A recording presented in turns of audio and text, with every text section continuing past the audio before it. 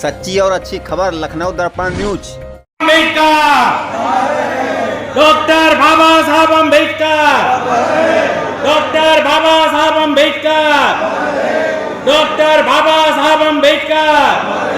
भारतीय संविधान, भारतीय संविधान, भारतीय संविधान, भारतीय संविधान। विश्वनाथ जी उपाध्यक्ष, राज्य मंत्री विकास निगम, अध्यक्षता कर रहे आदरणीय आर जायसवाल जी, लोकपाल लखनऊ, वक्ता के रूप में हमारे आर.पी. गौतम जी, प्रदेश अध्यक्ष पुनादन, एस.पी. भास्कर जी, सहायक निदेशक शिक्षा स्वास्थ्य, सभी सम्मानित मंच, और हम आभार व्यक्त करते हैं, धन्यवाद देते हैं ऐसे व्यक्ति को कि जो जख्मी होने के बाद भी रुका नहीं, डटा रहा और अपने भव्य कार्यक्रम का आयोजन किया। ऐसे ज्ञान प्रकाश जी उपस्थित साथी, विषय हमारे सब जीवन काल में रोजाना जितना मस्तिष्क चलता है सब विचारों का ही चलता है, और मुंडे मुंडे मतिर भिन्ने भी कहा गया है। हर व्यक्ति के विचार और उसके चाल चलन भी, उसके बाद उसको अमल करने वालों की भी आदत अलग है। हम चाहे जितना लिखा पढ़ लें, अगर अच्छे विचार हैं और हम अमल में नहीं लाए तो विचारों का कोई मतलब नहीं। बाबा साहब कितनी विपरीत परिस्थितियों में पढ़ाई लिखाई की और अपने जीवन का अनुभव संविधान के रूप में, तमाम पुस्तकों के रूप में डाला। और हम अगर अपना आत्मचिंतन करें, हम समाज की बात करें, हम इतने अम्बेडकर पैदा कर पाए। सब कुछ मिला, उन्हें कुछ नहीं मिला, पानी नहीं मिलता था उनको कुएं का, और तब पढ़ाई को ध्यान में रखते थे और पूरे विश्व के पांचवें छठे विद्वान के रूप में आए, मार्गदर्शन दिया, हमको जीने की राह दी, संविधान दिया, और संविधान के बाद आरक्षण भी दिया, शिक्षा का अधिकार दिया। उसके बाद अगर हम 100 साल पहले की बात करें तो मुझे नहीं लगता कि आज के समय में उसकी चर्चा उचित है। हम नए भारत की बात क्यों नहीं करते? हमने जो बाबा साहब की बराबरी नहीं की, हम अपनी कमी को नहीं ढूंढते। हमें कहाँ जाना चाहिए? लोकतंत्र हिंदुस्तान में दो हैं, एक बाबा साहब के संविधान वाला लोकतंत्र और एक है अनुसूचित जाति सभी जातियों का एक वर्ग का लोकतंत्र। आज जो अनुसूचित जातियों के समूह हैं, विभिन्न जातियाँ हो सकती हैं, इनके लोकतंत्र की चर्चा करने की आवश्यकता है। क्या हम जिस कुर्सी पर बैठते हैं, अनुसूचित जात का व्यक्ति अगर मेरे सामने आता है तो क्या हमें भाईचारे व्यवहार हम उससे करते हैं क्या? चाहे आप डीएम हो, चाहे एसडीएम हो, चाहे दरोगा हो, चाहे कहीं किसी पद पर, क्या हम भाईचारे व्यवहार से करते हैं क्या? सच्चाई ये है कि उसी के साथ दुर्व्यवहार करते हो आप। बराबरी का दर्जा अगर बैठो कुर्सी पर बैठो, चाय पी लो हमारी, हम भी तुम्हारी बिरादरी के, तब वो लगेगा लोकतंत्र है, हमारा व्यक्ति कहीं बैठा है।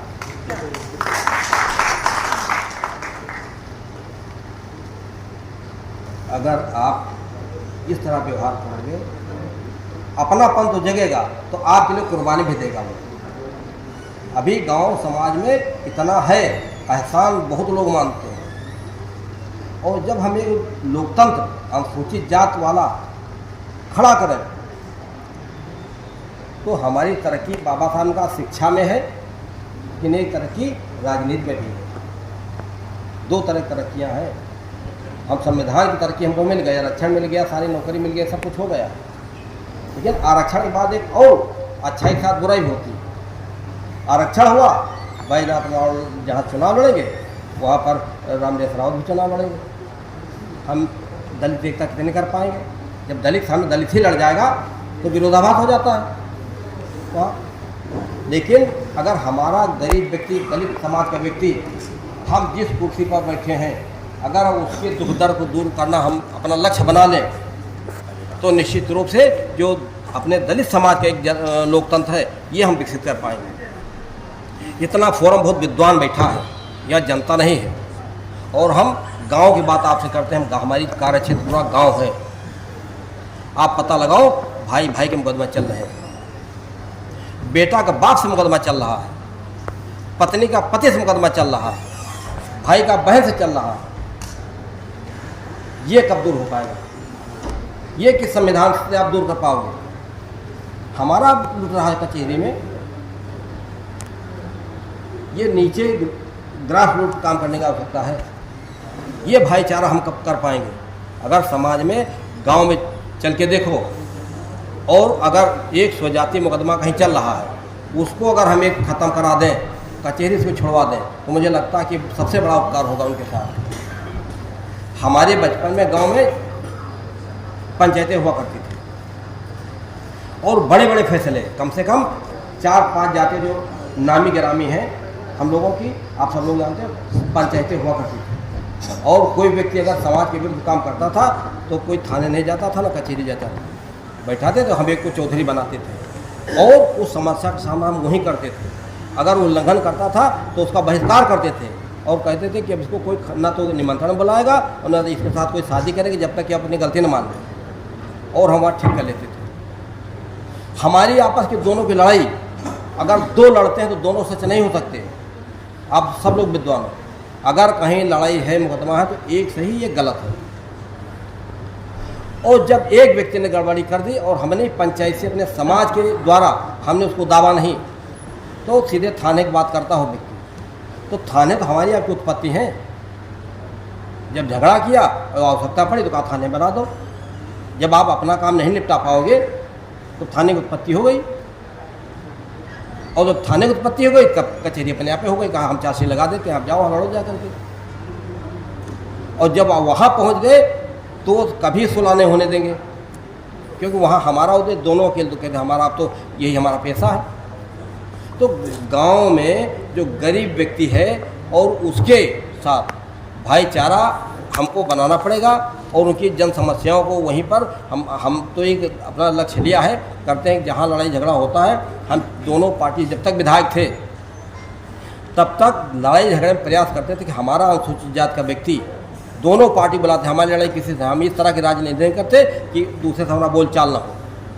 लड़ाई हुई, हम कहा था उनको बुलाते हैं, बैठाते हैं, बैठा दिया, बात हो, छोटी सी बात थी, और कहा यार इन्होंने केवल ये माफ़ी मांग ले, बात ख़त्म, क्या दिक्कत है? तो दिल बड़ा करा दिया गया। तो हमें लगता है कि हमको पुरानी परंपराएं अपनानी पड़ेंगी, अन्यथा थाना वाले, कचहरी वाले हमारे भाइयों को पति पत्नी की लड़ाइयों में ये नुकसान करेंगे। तमाम दहेज की समस्याएं होती हैं। हम लड़की का पहले रिश्ता देखते हैं, देखे बाद हम लड़की देखते हैं, लड़की के बाद गोद भराई करते हैं, गोद भराई के बाद हम जयमाल करते हैं, उसके बाद भंवरी करते हैं, और उसके बाद एक हफ्ते के बाद पता तलाक की नौबत आ गई है। क्या ये इतने के बाद भी रिश्ते नहीं चल पा रहे हैं? और फिर अगर बातें बिगड़ी तो दहेज का जो मुकदमा लिखाया तो दिया एक नथनी दिखा दिया, हम हार भी दिया, हमने मोटरसाइकिल भी दिया, हमने 1 लाख रुपए भी दिया। वो रिश्ता कहाँ गया जिसने बड़े प्यार से कहा था बेटा तुम्हारा ठीक, हम तुम्हारे बेटे के साथ शादी करेंगे। इतना भूल गए 15 दिन में। और दहेज का मुकदमा लिखाने में 4 चीज़ें उसमें फर्जी लिखा दी कि बचने ना पाए वो। अगर गलती एक व्यक्ति ने की है, बेटे ने की है, तो सास जाएगी, ननद जाएगी, भौजाई जाएगी, चाची जाएगी, 10-15 जितना नाम हो सब चले जाएंगे। तो जो दलित समाज का लोकतंत्र है, इसको बढ़ाने की आप बात करो। आज विशेष हम ये विशेष बहुत कुछ आ गया है, लेकिन जो समाज की समस्या है, जिस कुर्सी पर आप बैठो या कसम खा लो कि दलित समाज का है, मैं उससे रिश्वत नहीं लूँगा, बिना पैसे काम करूँगा और चाय पिलाऊँगा। काम करने की वहाँ आवश्यकता है, और ये कठिन काम है। गरीब जिस समय हमारे आयोग में आता है और हम लोग देखते हैं आयोग 2 साल तक बंद था और तमाम पेंडिंग काम पड़े थे। हमने जब शपथ ग्रहण किया है उसके बाद हमने पता किया तो कहा 1 सोमवार छोड़ के 1 सोमवार को मुकदमा सुना जाता है, महीने में 2। हमने पूछा कितना पेंडिंग है तो बता दिया बहुत, तो हम हर सोमवार सुनना शुरू कर दिया। हर सोमवार हम बैठते हैं और हमारा कर्मचारी छुट्टी लेता है। अगर हम समीक्षा में बाहर नहीं गए तो हम सोमवार से शुक्रवार तक बैठते हैं। और अब हम हर बृहस्पति यानी हफ्ते में 1 सुनवाई, हम हफ्ते में 2 सोमवार और बृहस्पति भी कर दिया। हमारा 3 साढ़े 3 महीने कार्यकाल बचा है। हम सोचते हैं कितनी पेंडेंसी ख़त्म कर जाएं, अपने गरीबों को इतना न्याय दिला दे जाएं कि हम इस 3.5 महीने में लगभग सब निपटा दें। तो ये हम काम कर रहे हैं उस दिशा में। इसलिए हम आपसे भी यही निवेदन करते हैं कि जितना आप लोग कर पाओ। गांव के समय गरीब के पास समस्या है और एक दूसरी जातियां बन गई। हमारे व्यक्ति में जो IAS PCS हो गया उसकी जाति आप उसको दलित का मत माना, जात दे के मत कहो हमारा है, वो तुम्हारा है नहीं, जाके काम करके देख लो। ये तो जात नहीं बताएगा। अगर आपने कहीं बायोडाटा देख लिया, पता करके चले जाओ तो कुर्सी नचाएगा, बैठे नहीं कहेगा। तुम्हारे साथ उस समय गौरवान्वित महसूस करेगा, मेरे सामने एक व्यक्ति खड़ा है। अगर अदर कास्ट का आ गया तो खड़ा हो जाएगा, आइए सर बैठिए। तो ये भावना अपने को अपनाने की बात करो। अनुसूचित जात का व्यक्ति जाए, कुछ नहीं काम करने लगा, आप नहीं काम कर सकते हो तो उसको बैठा के चाय पिला सकते हो। तमाम इंजीनियर बैठे हैं, दाएं बाएं हाथ पाँव चलाओ। अनुसूचित जात का ठेकेदार उसको ठेके दो। अगर आउटसोर्सिंग कुछ 10 नौकरी आ गई तो बैजनाथ रावत के वाले व्यक्ति को ना नौकरी दो।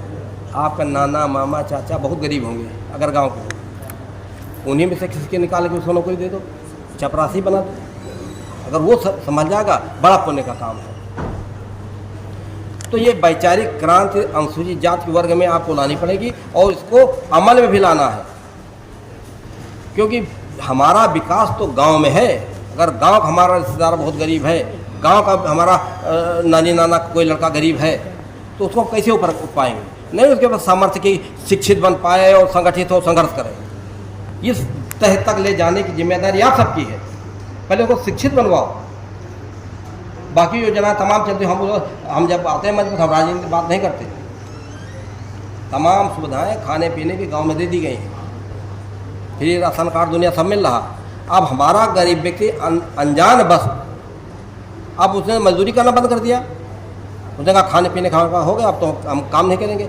जो काम दूना होना चाहिए था वो वहीं तक सीमित हो गया। तो ये भी जागरूकता आनी चाहिए कि हमको जितना मिल जाए सुविधा, उसके बाद हमसे उससे दूनी मेहनत करनी है। हमको लक्ष्य लेना है कि अगर एक आवास मिल गया तो एक आवास अपनी कमाई से बना लें। अगर हमको कहीं ना कहीं आगे बढ़ना पड़ेगा। मनरेगा योजना आ गई, वहाँ जाते हैं, काम चोर हो गए लोग बाग, आदत छूट गई। और मेहनत से ही हम तरक्की कर सकते हैं, केवल मेहनत से। एक शिक्षित, दूसरी मेहनत। और गांव में आप सब लोग बैठे हो, रोजगार दिला दो लोगों को, रोजगार परक बना दो। नौकरियां हम लोग नहीं दिला सकते, लेकिन अगर एक को छोटी सी कोई गुमटी हम खुलवा देते हैं समझा बुझा करके, तो वो अपने आप आत्मनिर्भर हो जाएगा। आप लखनऊ में घूमोगे, एक छोटी सी ठेलिया है, उस पर 20 किलो आम रखे हैं। आप क्या बताते हो? उस आदमी पूछो तुम साहब तक कितना कमाते हो?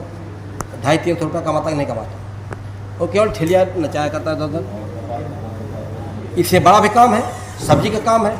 तो आप लोगों को आत्मनिर्भर बनाने की दिशा में गांव में काम करो।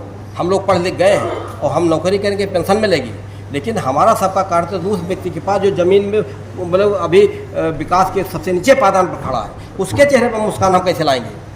और वो जहाँ हम अपने दलित की बात करते हैं, बाबा साहब बात करते हैं, संविधान की बात करते हैं, तो हमारा नंबर 1 का विषय वो दलित व्यक्ति जो गांव में भी मजदूरी करता, अशिक्षित है और गरीब है।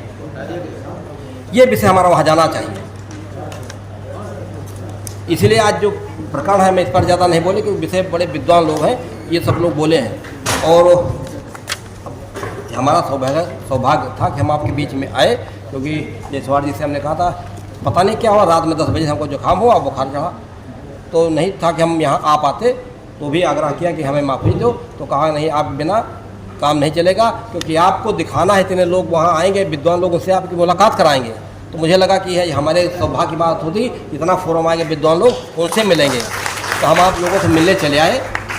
तो बाकी